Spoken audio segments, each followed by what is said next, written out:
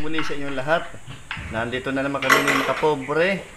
May 24. Ayan.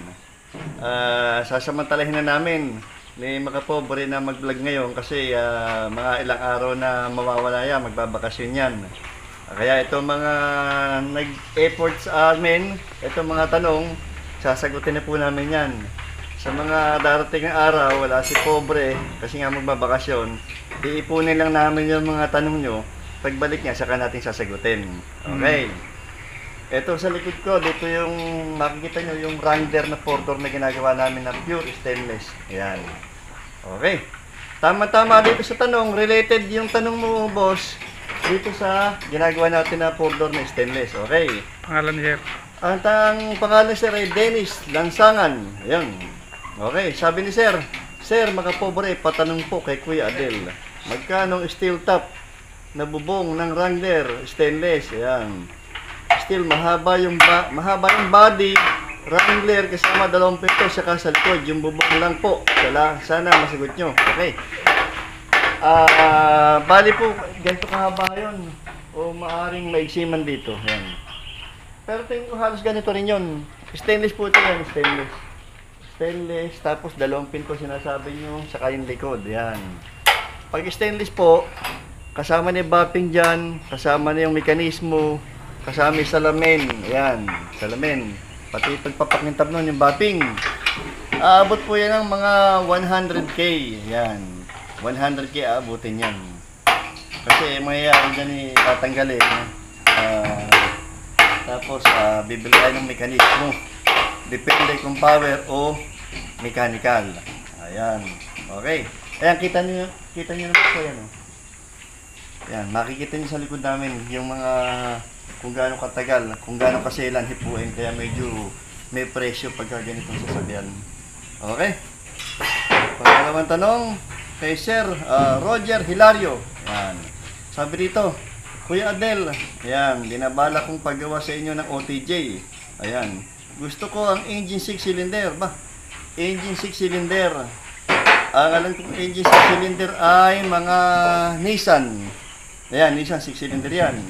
Pagka Isuzu, masyado namang malaki. Ayan. Maliban na lang kung 6-cylinder na di gasolina medyo maliit. Tama-tama sa owner yan. Okay. Magkano ang 6-cylinder na engine na Toyota? May makukunan ba nito? Okay. Isa pa yung tanong ni Sir. Thank you Kuya Adel sa pagsagot mo sa katanungan. Okay. Pagka 6-cylinder sir, ibig sabihin malaking makina to. Ayan.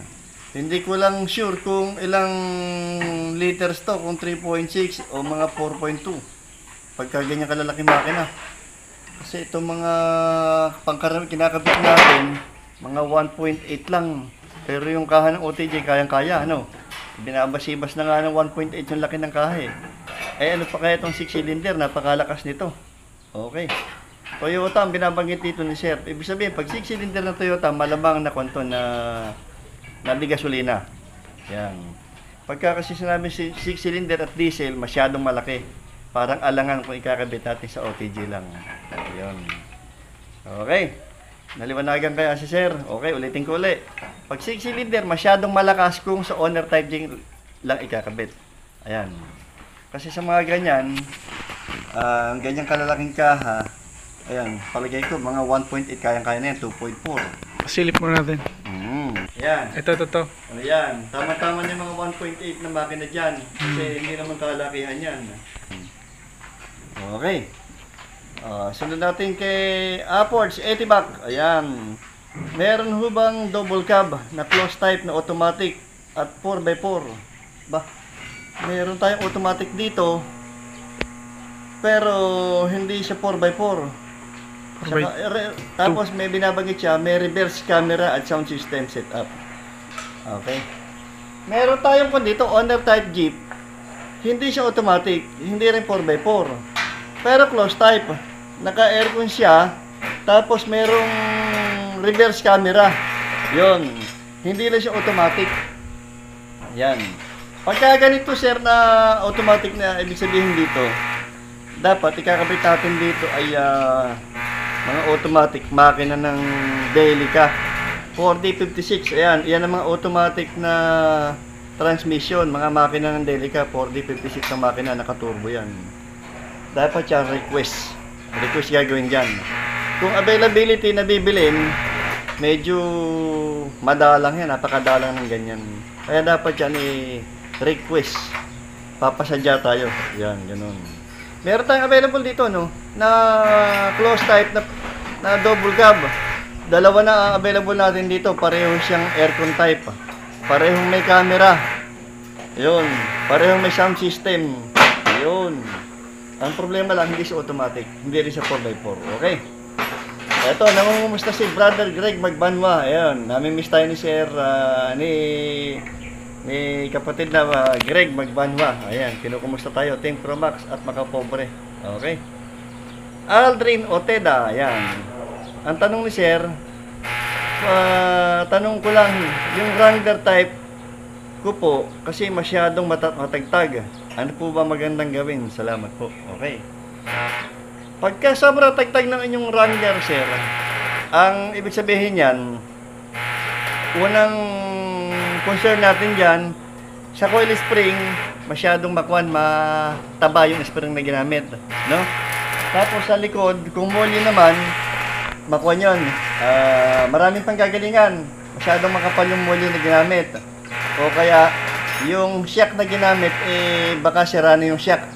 Ayan, maraming option dyan. Kaya dapat yan, isasangguni sa atin, gagawin nila, malaman kung ano gagawin. Kasi yung ganyan, kaya matagtag yan, nakaset up yan sa may mga sakay. Pag may sakay, hindi na matagtag yan. Baka kaya lang matagtag, wala pang sakay. Ganyan kasi yung mga high-end na sasakyan Pag walang sakay, matagtag. Pero pag may sakay, ayos na. Ayun. Hindi kasi po pwedeng malambot siya kagad kasi pag may sakay naman, problema din naman yun. Ayun. Okay, wala na. Okay. Sige. I-demo muna itong ating ginagawa itong ating corridor natin. Okay, malapit na matapos. Ay, may update ka ba doon sa ginawa niya? Maganda rin pakita yun sa mga nagninegosyo ng tubig. Oo. Ako na lang ito. Dumating na si Sir, Dito tayo sa malapit. ano pangalan ni Sir? Cortez Aplido. Lagi na wala sa isip ko. Pido Cortez. Pido Cortez. Baka natatanda na. Oo. Eto si Sir Pido Cortez. Ayan. Yan ang masasogit na sumusuporta sa Cromax. Si Pido Cortez, si Sir Salazar. Nakatanda mo? Pagka nagpaparapol tayo, yan ang mga matitinding sumuporta. Talagang tumataya ng maramihan yan.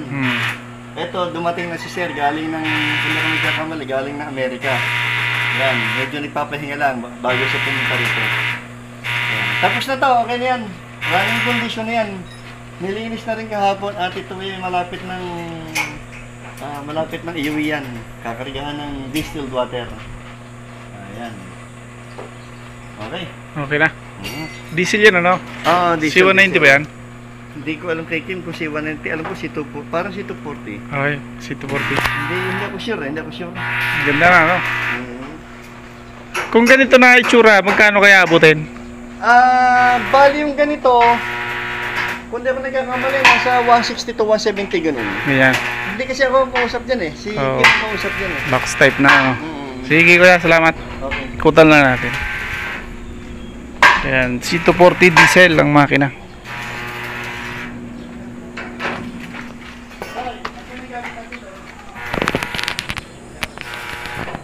Steel top na to.